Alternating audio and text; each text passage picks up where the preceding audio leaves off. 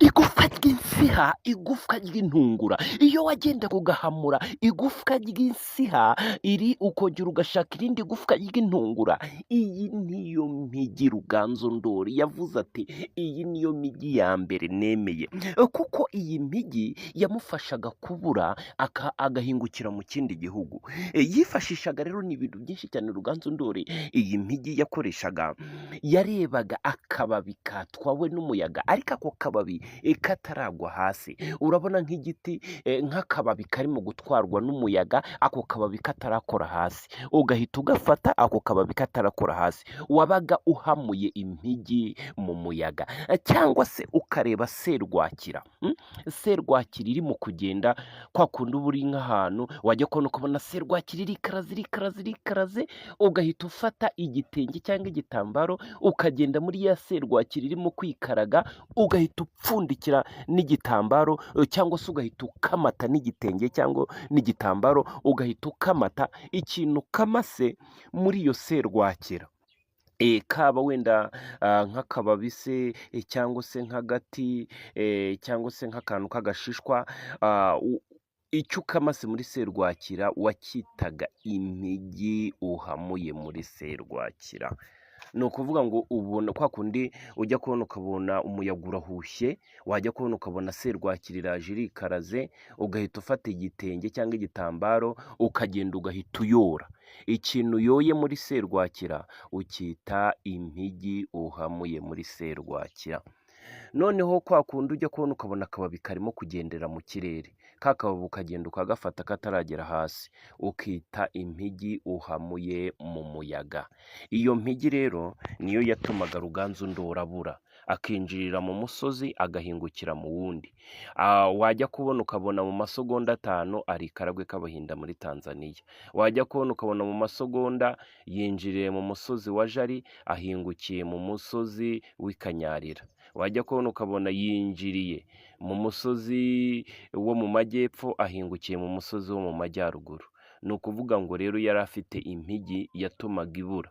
Umunsi umwe yabaga ari kumwe n'ibisumizi barimo kuganira, bajya kumva bajya kureba bakamubona ku wundi musozi. Yaba arimo kuganira n'ingabo ze z'ibisumizi bakina igisoro, bakubura amaso bakabona ahagaze ku musozi wa Jari. Bagakina baba bari ku musozi wa Jari, bajya kubona ahagaze ku musozi igiheka. Ni ukuvuga ngo iyi mpigi yatumaga abura. Ni impigi yatumaga ava mu gihugu ajya mu kindi. Ni impigi nawe bwe yiyemereye ati iyi niyo mpigi ya mbere mfite. Ni ukuvuga ngo rero iyi mpigi iyo Ruganzu Ndori yarayifataga akayivanga, iyi miti agasa nk'uyegeranya, yafataga umuti bita inkaka, agafata undi muti bita mutumbajuru wa Rujugira, agafata indi mpigi bita umugendajuru, afata indi mpigi bita igufwa ry'intungura. Intungura ni inuma bita intungura, igufwa ry'inuma y'intungura. Agafata akandi gati bita nkurinkonga,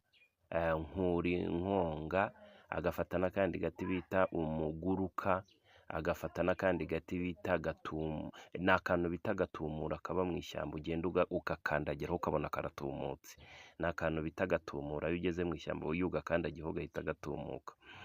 Ni igufwa ry'insiha, n'igufwa ry'insiha, ya nsiha ijya indi gitwara amafaranga, ya nsiha iba mu butaka, igufwa ry'insiha.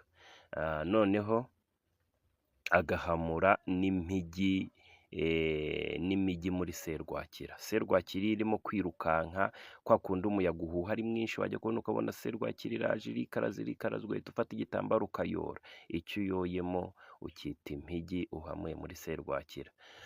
Cyangwa se ukabona nk'akababi karimo kugenda, ugahita ugafata katarikubita hasi, ukita impigi uhamuye mu muyaga. Izo mpigi zose yaraziterateranyaga rero, akaba yabasha kuguruka cyangwa se agahingukira mu kindi gihugu akoresheje imigenzo n'imiziririzo.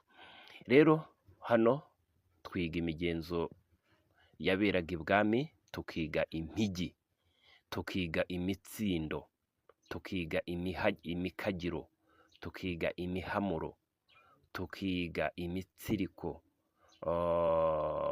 kugombora, kunga, gukagira, imigenzo, imiziririzo, imihango, imitongero n'ibindi byinshi byaberaga ibwami. Tukiga kuvura ukoresheje Kinyarwanda, tukiga imiti ya gakondo, tukiga ibijyanye na teoloji, ibijyanye n'amateka, no kuri Ruganzu Ndoli wa kabiri. Kubera ko Ruganzu Ndoli wa kabiri impamvu muvugaho cyangwa se impamvu twahisemo episode kuzajya twiga kuri, kuko Ruganzu Ndoli wa kabiri niwe mwami wa karindwi w'ibitekerezo. Mu bami b'ibitekerezo Ruganzu Ndoli wa kabiri yaza ku mwanya wa karindwi.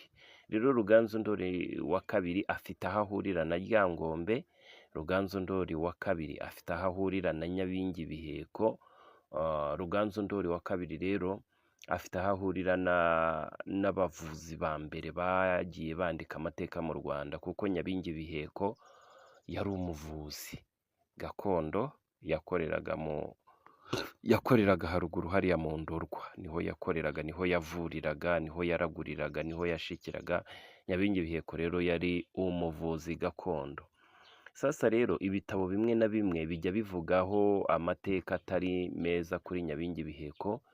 Bamwe bakavuga bati Nyabingi Biheko avukana na Ruganzu Ndoli wa kabiri. Ibi ni ibitabo bimwe na bimwe bigenda bibivuga, ibitabo bya Bigira Umwami, bya Gahinamura. Ariko igitabo kimwe cya Ruhumuriza kivuga yuko Nyabingi Biheko ari umunyakaragwe, yaturutse mu bwami bw'Ikaragwe, iwaba ari Ikaragwe ariho nkomoko ye. Yuko Nyabingi Biheko atari umunyarwanda, yakomotse hariya Ikaragwe k'Abahinda muri Tanzania. Kandi nimukurikirane episode ya mbere n'iya kabiri n'iya gatatu n'iya kane, kuri izi episode uzamenya neza amateka ya Nyabingi, kuko nagiye nyavugaho mvuga inkomoko ye n'aho yakomotse. Ariko abenshi bavuga yuko ibitabo bimwe, urumva amateka biba bisaba kugira ngo usobanukirwe neza uko byagendaga, uko byari bimeze. Ni ukuvuga ngo rero bamwe na bamwe bavuga ko ibitabo bimwe na bimwe bivuga ko Nyabingi Biheko avukana na Ruganzu Ndoli wa kabiri. Ariko rero ntabwo twakirengagiza ibitabo bimwe na bimwe nabyo birenga nka bitatu, harimo n'igitabo bise Intambara y'Abazimu. Icyo gitabo rero ni igitabo cyanditswe na Ruhumuriza. Icyo gitabo rero kivuga yuko Nyabingi Biheko akomoka mu Ikaragwe k'Abahinda muri Tanzania, kari umunyakaragwe waturutse hari Ikaragwe k'Abahinda muri Tanzania. Kubera ko igihe Ruganzu Ndoli yabaga Ikaragwe k'Abahinda muri Tanzania, Ruganzu Ndoli bashaka kumwica, Ruganzu Ndoli wa kabiri bashaka kumwica, Nyabingi Biheko nawe ari muri umwe bahishaga Ruganzu Ndoli. Muribuka hari abakobwa bari bavuye kwahira inshinge, hari harimo na Nyabingi Biheko. Ruganzu Ndoli abicanyi bashatse kumwica yihisha mu inshinge. Abo bakobwa rero harimo na Nyabingi Biheko bahishe Ruganzu Ndoli mu inshinge, kubera ko Ruganzu Ndoli bashakaga kumwica. Impamvu bashakaga kwica Ruganzu Ndoli ni iyihe? Ruganzu Ndoli bagira ngo baburizemo umugambi wo kuza akaba umwami mu Rwanda. Niyo mpamvu rero abanyarwanda benshi baturukaga mu bwami bwa Nsibura cyangwa se no mu bundi baturukaga nyine mu Rwanda, bashakaga kwica Ruganzu Ndoli kugira ngo atazaza ngo yime ingoma mu Rwanda. Niyo mpamvu rero abicanyi babaga ari benshi, banamusangaga n'Ikaragwe k'Abahinda muri Tanzania, aho atozwa iby'ubwami, bakamusanga Ikaragwe k'Abahinda muri Tanzania bagashaka no kumwicirayo. Nagiye mbabwira muri episode ya mbere n'iya kabiri n'iya gatatu, rimwe bashatse kumwica yagiye guhiga, rimwe bashaka kumwica yagiye kuvoma, rimwe bashaka kumwica akina n'abandi bana, abwira abandi bana ati ni baza bavuga ati Ruganzu Ndoli ninde, mwese muvuge ko mwitwa ba Ruganzu Ndoli. Noneho umwicanyi yahaza akavuga ati Ruganzu Ndoli hano ninde, bose bakazamura urutoki ati ni twebwe, akabura uwo yica akisubirirayo. Ruganzu Ndori rero yari umunyabwenge mu bana bakinanaga b'ibwami bwa hariya Karagwe k'Abahinda muri Tanzania, hariya kwa Ndahiro, hariya kwa Nuza, hariya kwa Nyabunyana. Nyabunyana niwe nyirasenge wa Ruganzu Ndori, wari warashatse hariya kwa Karemera. Ni ukuvuga ngo buriya bwami bw'ikaragwe k'Abahinda muri Tanzania hari umunyarwanda, umwami w'ikaragwe ariwe Karemera yashatse. Karemera yashatse umukobwa cyangwa se yashatse umwari uturutse mu Rwanda witwaga Nyabunyana, akaba ari nyirasenge wa Ruganzu Ndori. Ni ukuvuga ngo rero uyu nyirasenge wa Ruganzu Ndori nawe yafashaga Ruganzu Ndori akamwigisha iby'imigenzo n'imiziririzo, kandi noneho akanamuhisha abanzi bashaka kumwica. Ruganzu Ndori rero hari byinshi cyane yagiye acamo, ariko na Nyabingi Biheko nawe ni umwe wahishaga Ruganzu Ndori kugira ngo batamwica, kuko Nyabingi Biheko nawe yakuriye Karagwe k'Abahinda muri Tanzania, kuko Nyabingi Biheko ari umunyakaragwekazi.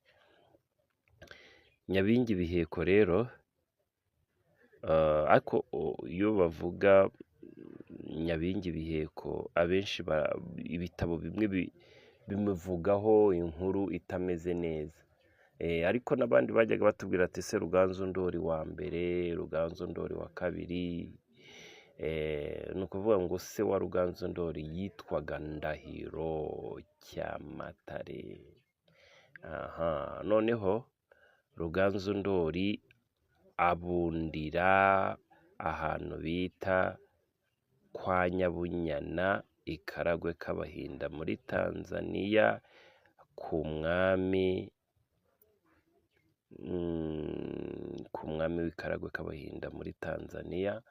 Ruganzu Ndori rero niho yari yarabundiye, nyuma aza kubunduka rero araza yagura igihugu cy'u Rwanda. Ni ukuvuga ngo Karemera yari yarabwiye Ruganzu Ndori, kuko Karemera niwe wari umwami icyo gihe bw'ikaragwe k'Abahinda muri Tanzania. Karemera rero abwira Ruganzu Ndori, aramubwira ati nujya i Rwanda, mu Rwanda ukagura igihugu, amazina yanjye uzayandike mu bami b'i Rwanda. Kandi koko Ruganzu Ndori yarabimukoreye. Rero uko byari bimeze nuko byagendaga ibwami, habaga hari abaraguzi, hari n'abapfumu, hari n'abakonikoni, hari n'abanyabugenge b'ibwami. Rero Nyabingi Biheko yakuranye na Ruganzu Ndori, noneho kandi Nyabingi Biheko yajyaga yumviriza ibyo bahanurira Ruganzu Ndori, bamubwira ukuntu azataha akagura igihugu, ukuntu azagenda akacyagura. Noneho Nyabingi Biheko nawe aramubwira ati rero Ruganzu Ndori, dore nagiye nkukorera byinshi, ndaguhisha ngira gute, nutaha mu Rwanda tuzatahana tujye kwagura igihugu, nanjye nzagufasha. Ariko abapfumu b'ikaragwe k'Abahinda muri Tanzania babwira Ruganzu Ndori, baramubwira ati nyamara uriya mukobwa nimuramuka mujyanye mu Rwanda, ntabwo ushobora kuzatsinda abami bo mu Rwanda, kubera ko hari byinshi byakuzitira. Abapfumu n'abakonikoni b'ibwami bw'ikaragwe k'Abahinda muri Tanzania babwira Ruganzu Ndori, baramubwira bati ahubwo uyu mukobwa nimugera mu ishyamba uzamurongorere ku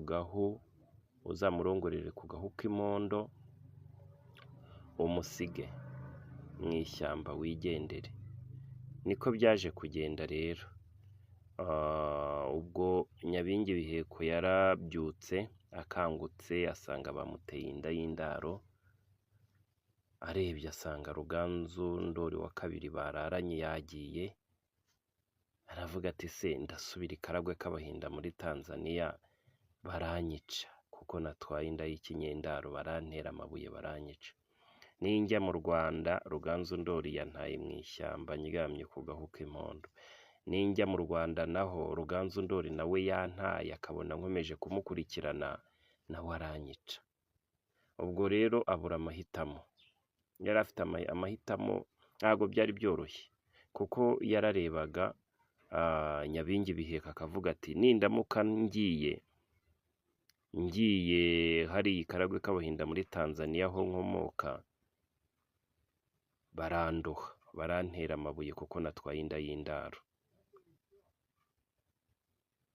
Arongera avuga ati kaye nindamuka nkurikiye Ruganzu Ndori wa kabiri nawe arabona ko nakomeje kumukurikirana nawe aranyica. Arariba abura aho ajya n'ahagana. Ubwo rero Nyabingi Biheko akomeza kuryama kuri ako gahu k'impondo. Niho Ruganzu Ndori wa kabiri yamutereye inda. Rero Ruganzu Ndori yamutaye aho mu ishyamba, amuta aryamye ku gahu k'impondo. Ruganzu Ndori ariyambukira nk'uko abapfumu b'Ikaragwe k'Abahinda muri Tanzania bari bamutegetse. Nyabingi Biheko rero burahagana buranahanyura, atekereza ibintu bibiri. Aravuga ati ninjya Karagwe baranyica kuko natwaye inda y'indaro, ninjya mu Rwanda nkakurikira Ruganzu Ndori nawe aranyica.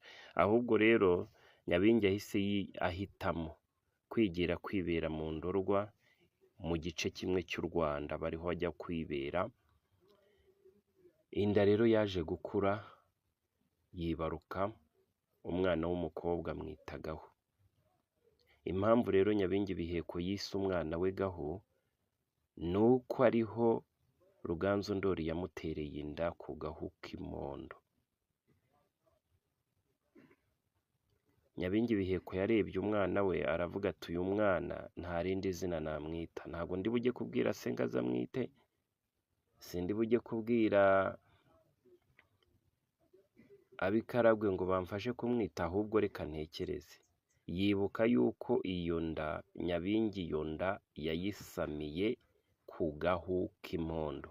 Nyabingi Biheko yibutse yuko iyo nda yayisamiye ku gahu k'impondo. Nyabingi Biheko ahita yita umwana we Gahu. Nyabingi Biheko rero yagiraga umwana umwe w'ikinege witwa Gahu, ni nayo mpamvu aza mu miterekero. Nyabingi Biheko yaravuze ngo uzabandwa agaterekera agakora imigenzo n'imiziririzo hatarimo Gahu, iyo miterekero n'imigenzo n'imiziririzo ntabwo bizakunda. Nyabingi Biheko rero ibitabo bimwe bivuga ko nta mwana yagiraga, ariko ibindi bitabo bivuga ko yari afite umwana umwe w'ikinege witwaga Gahu. Yego, ntago sinzi impamvu ibitabo bimwe bigaragaza ko Nyabingi Biheko nta mwana yagiraga, ariko ibindi bitabo nanone bikagaragaza ko Nyabingi Biheko yari afite umwana umwe w'ikinege witwaga Gahu. Uwo mwana rero ni umwana wa Nyabingi Biheko. Uzasome igitabo cy'Intambara y'Abazimu cyanditswe na Ruhumuriza, uzasanga Nyabingi Biheko yaragiraga umwana umwe w'ikinege witwaga Gahu. Umwe mu bana, ujye mu mateka y'u Rwanda, ujye mu mateka y'u Rwanda uraza gusanga umuhungu wa Ruganzu Ndori wa kabiri, umuhungu wa Ruganzu Ndori wa kabiri wabaye umwami, yaje no kujya mu Ndorwa ajya gusura Nyabingi Biheko. Ahageze uwo mwana wa Ruganzu yubakira Nyabingi Biheko, amwubakira inzu nziza. Ahura n'umwana witwa Gahu, baraganira baramenyana. Ni ukuvuga ngo rero Nyabingi Biheko yagiraga umwana umwe w'ikinege witwa Gahu wa Nyabingi Biheko. Niyo mpamvu abantu bakora imigenzo n'imiziririzo n'imitongero n'imihamuro n'imigenzo n'imiterekero bifashisha Gahu. Ni ibijyanye n'imigenzo n'imiziririzo rero byaberaga ibwami, nubwo ibitabo bimwe na bimwe bigenda byandika amateka atandukanye, ariko ntibibuza amateka agomba kuba ari aya nyayo, agomba kuba ari 100%. Rero twari tugeze kuri episode ya 4, ni ya 13 cyangwa ni ya 14. aho wiga episode tukaguha certificate. Iyo episode uba wize iby'ubuvuzi gakondo, uba wize iyo certificate iba yanditseho ko wize iby'ubuvuzi gakondo, wize na theology, wize n'imigenzo yaberaga ibwami, ukayibonera certificate iri international iyo ukurikiranye ibyigisho byacu. Kandi turanamamaza, tugira n'umuvuzi gakondo witwa Rwakagango uvura indwara zananiranye, uvura indwara zijyanye n'amarozi y'amahuherano, amarozi y'amatemikano, amarozi y'amaryano, abasazi birukanka ku gasozi, abafashwe na za nyabingi, abafashwe n'imyuka mibi, abafashwe n'amadayimoni, abafashwe n'amashitani, abafashwe n'abazimu. Uyu muzehe Rwakagango arabavura bagakira. Muzehe Rwakagango avura indwara nyinshi zitandukanye, amarozi y'amategano, amahuherano, avura uburemba, avura ubugumba, avura pararize, avura amibe, avura pararize, avura igifu, umwijima, impyiko, diyabete, kanseri, avura indwara z'abana, indwara zo ku ruhu, indwara zo mu mubiri, indwara z'ubuhumekero, amainfection yo mu gitsina, amainfection yo mu maraso. Muzehe Rwakagango avura indwara nyinshi zitandukanye z'amarozi. Atanga n'umuti w'ubucuruzi, abakiriya bakiyongera bakaba benshi. Atanga n'umuti wo mu kazi ukazamurwa mu ntera. Atanga n'umuti w'urukundo ugakundwa mu kazi, cyangwa se waba uri umudamu uri umukobwa ugakundwa n'abasore, waba uri umusore ugakundwa n'abakobwa benshi. Atanga n'umuti utuma utera akabariro neza, ukaba watera akabariro iminota 90. Atanga n'umuti ukuza igitsina kikaba kinini mu burebure, mu bugari. Muzehe Rwakagango rero azingura n'amazu bazinze, azingura n'ibibanza bazinze bikabona abakiriya benshi. Muzehe Rwakagango atanga n'umuti ugaruza ibyibwe, atanga n'uruhereko, atanga n'umuti ugaruza ibyibwe, atanga n'umuti umudamu yaciye inyuma umugabo we ugasanga yamatanye, cyangwa umugabo waciye inyuma umugore we nawe agasanga yamatanye. Atanga imiti myinshi cyane. Rero wamuhamagara kuri nimero ya 0722320748,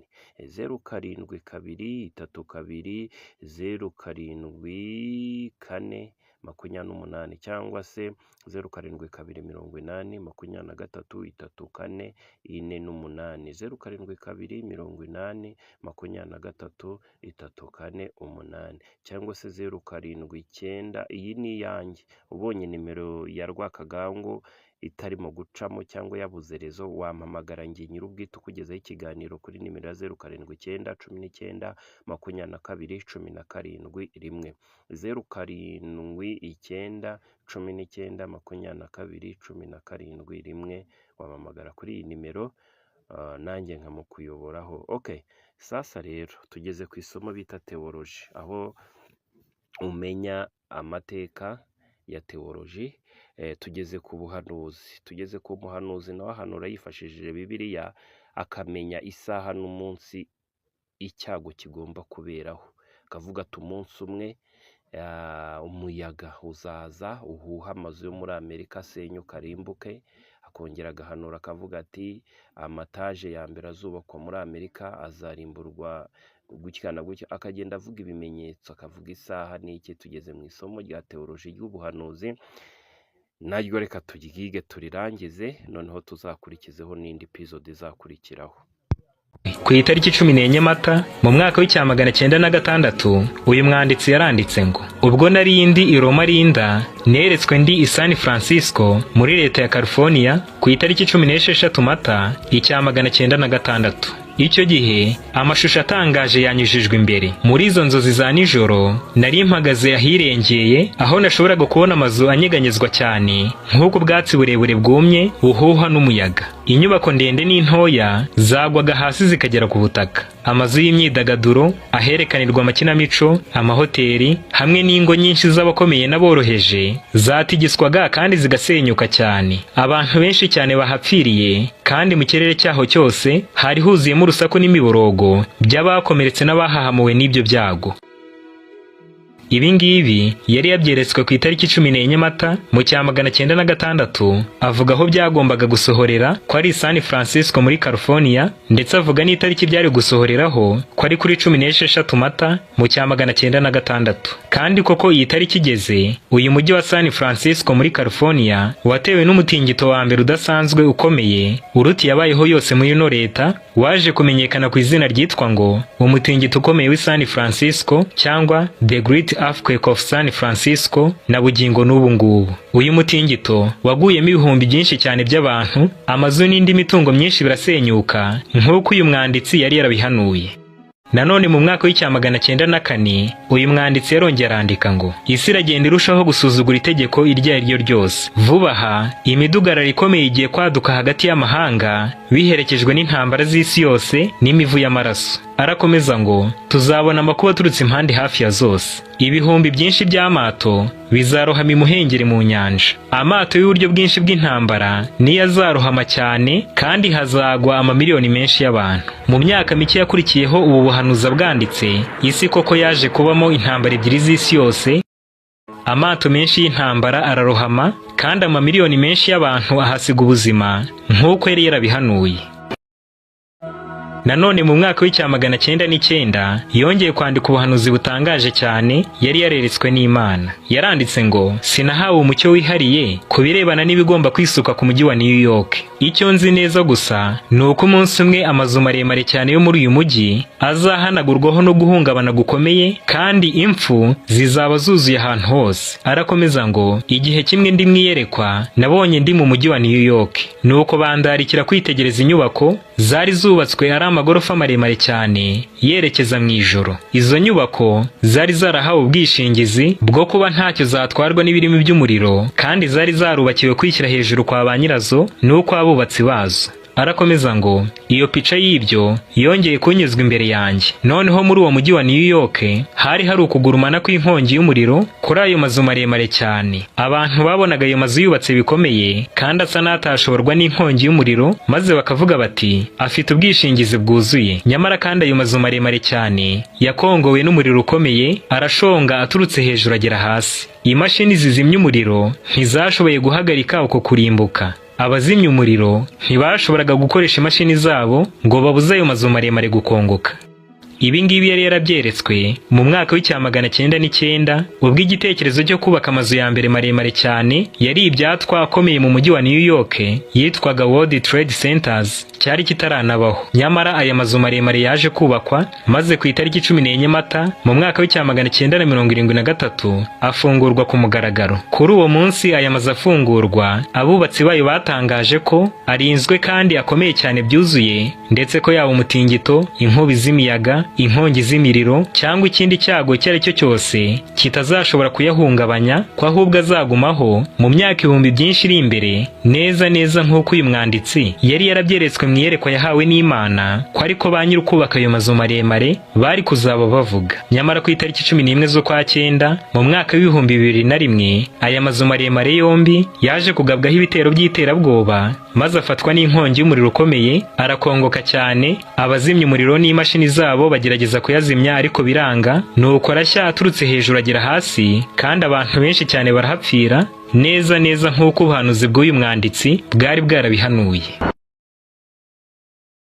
Nanone mu mwaka w'icya 1886 uyu mwanditsi yarongera arandika ngo vuba aha Kiliziya Gatolika y'i Roma iziyunga n'Ubuprotestante. Ubu bumwe ntibuzakorwa ari uko habayeho ihinduka mu Bugatolika, kuko Roma itajya ihinduka na rimwe. Ihamya ko itibeshya. Ubuprotestanti nibwo buzahinduka. Ukwishyira ukizana kwabo kuzabatera gufatana mu kiganza n'Ubugatolika bw'i Roma. Twibuke yuko ababanje kuba ku mugabane wa Amerika bari Abaprotestanti bari bavuye mu Burayi bahunze akarengane kakorwaga na Kiliziya Gatolika y'i Roma, yababuzaga umudendezo mu by'iyobokamana, mu kuramya uko bashaka hamwe n'uwo guhitamo. Nuko Abaprotestanti bageze muri Amerika batangaza ubwabo ko batazigera na rimwe bifatanya na Kiliziya Gatolika y'i Roma ukundi, kandi uwo wari nawo mwuka ababakomotseho bari bafite. Muri iyi myaka rero uyu mwanditsi yandika aya magambo ntibyumvikanaga neza mu bantu benshi kumva ko iyo myemerere y'amaharakubiri y'ubugatolika n'ubuprotestanti igihe kizagera ikongera kwihuriza hamwe byuzuye, kandi by'umwihariko ibyo bigakorwa abaprotestanti bamwe bari barahunze ubupapa ari bo ubwabo bafashe iya mbere bakongera kujya kwihuza n'ubwo bupapa. Ariko Imana yo itibeshya ibinyujije muri uyu mwanditsi ubwayo yari yaravuze ngo ubu bumwe hagati y'ubuprotestanti n'ubugatolika ntibuzakorwa ari uko habaye hihinduka mu bugatolika, kuko Roma itajya ihinduka na rimwe. Ihamya ko itibeshya. Ubuprotestanti nibwo buzahinduka. Ukwishyira ukizana kwabo kuzabatera gufatana mu kiganza n'ubugatolika bw'i Roma. Ibi ngibi byagombaga gusohora gutya kuko byari ubuhanuzi buturutse ku Mana yo mu ijuru. Kandi kuko ari nta jambo Imana ivuga ngo rihere, abaprotestanti uko imyaka yagiye ishira indi gataha bagiye batera intambwe basubira mu gufatanya n'ubugatolika bw'i Roma, maze bigeze mu mwaka wa 2017 abaprotestanti baguye bose bo ubwabo batangarije ku mugaragaro icyarimwe ko ubuprotestanti burangiye. The protest is over.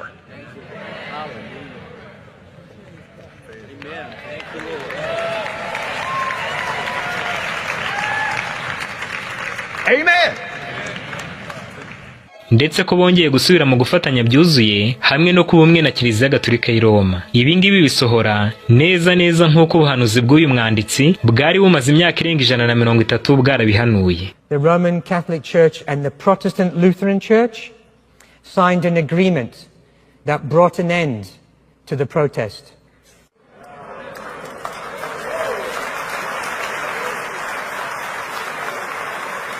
This brought an end to the protest of Luther. Brothers and sisters, Luther's protest is over. Is yours. There's a challenge for you. So the protest has been over for 15 years.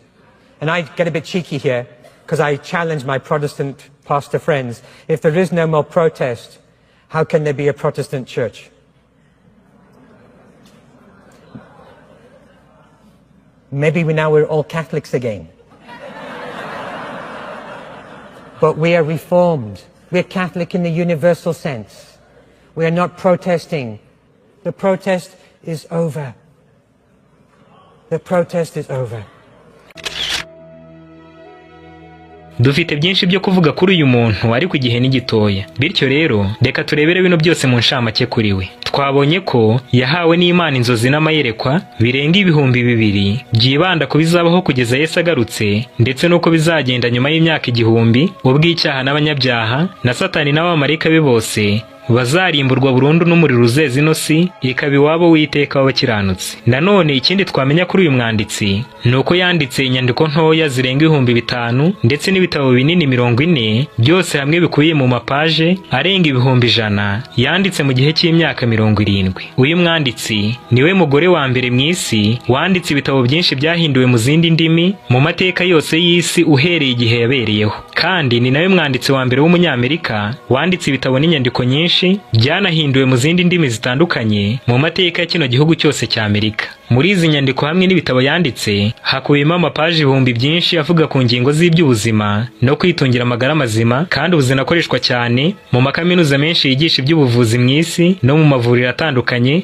ndetse n'abantu ku giti cyabo, kuko ubwo bumenyi buri muri ibi bitabo butaturutse kuri uyu muntu bwe, ahubwo bwaturutse ku Mana umuremyi wa byose, we wenyine usobanukiwe neza byuzuye imikorere y'imibiri yacu kuko ari we wayiremye. Kuri iyi ngingo y'ubuzima kandi uyu mwanditsi turi kurebera hamwe niwe muntu wa mbere mu isi yose watangaje ko itabi ritera kanseri n'izindi ndwara zitandukanye, ibihabanye n'ibyo siyansi y'icyo gihe yavugaga, kuko itabi ryari risanzwe rikoreshwa mu buvuzi rinamenyerewe nk'ikintu gisanzwe mu buzima. Ariko nyuma y'imyaka 60 uyu muntu avuze ibi ngibi nibwo abashakashatsi mu bya siyansi baje kwemeza ku mugaragaro ku nshuro ya mbere ko ibi ngibi uyu mwanditsi yari yaravuze byari ukuri kuzuye. Ibi hamwe n'ibindi byinshi bitandukanye tutabashije kuvuga kuri we byatumye mu myaka irenga 100 ishize uyu mwanditsi asinziriye abahanga benshi n'abanyabwenge mu by'isi ubwabo basuzuma maze bagira ku mwanzuro uvuga yuko bidashoboka na rimwe ko umuntu wize gusa amashuri atatabanza yakora ibi bintu byose akoresheje imbaraga n'ubushobozi busanzwe bwa kimuntu,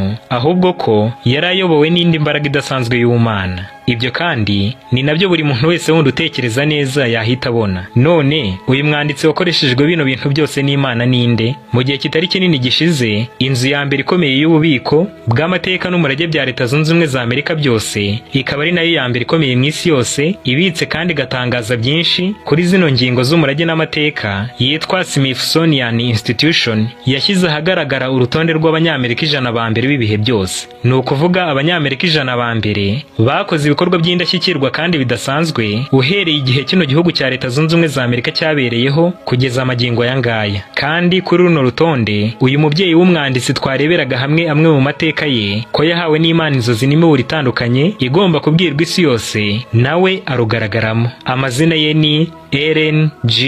White.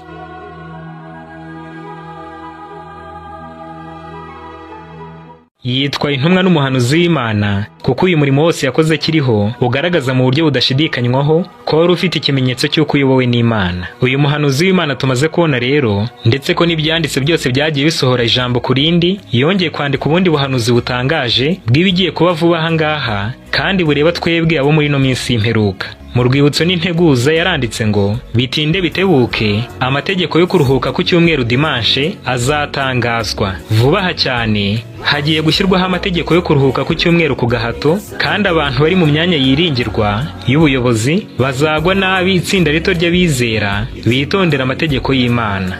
Ibi ngibi bigomba kubaho kandi bigiye kubaho. None ngo bizabaho ryari? Aravuze ngo ni vuba aha cyane. Ya miti yabonetse kuva muri Nigeria. Iyi miti wayisanga hano mu mujyi wa Kigali. Tubafitiye umuti uvura kanseri na diabete, umuti w'amavangingo ducimye ku badamu, tuvura ubugumba n'uburemba, umuti w'ubucuruzi, umuti w'urukundo, umuti ugaruye ibyibwe, dutanga uruhereko, umuti wo gutera akabariro ku bagabo, tubafitiye umuti ukuza igitsina, dutanga umuti ugahurwa kwikinisha, tubafitiye umuti utuma uhurwa itabi n'inzoga, tubafitiye umuti usiga ku gitsina kikaba kinini, tuvura amarozi y'amoko yose, amaryano, amategano n'amahuherano. Twatanze promosiyo ku mafaranga 10,000 gusa by'isuzumiro ugacyura n'umuti. Nimero zacu ni 07 90 55 76 31 cyangwa se 07 3 98 18 428 cyangwa se 07 3 52 11 96 9.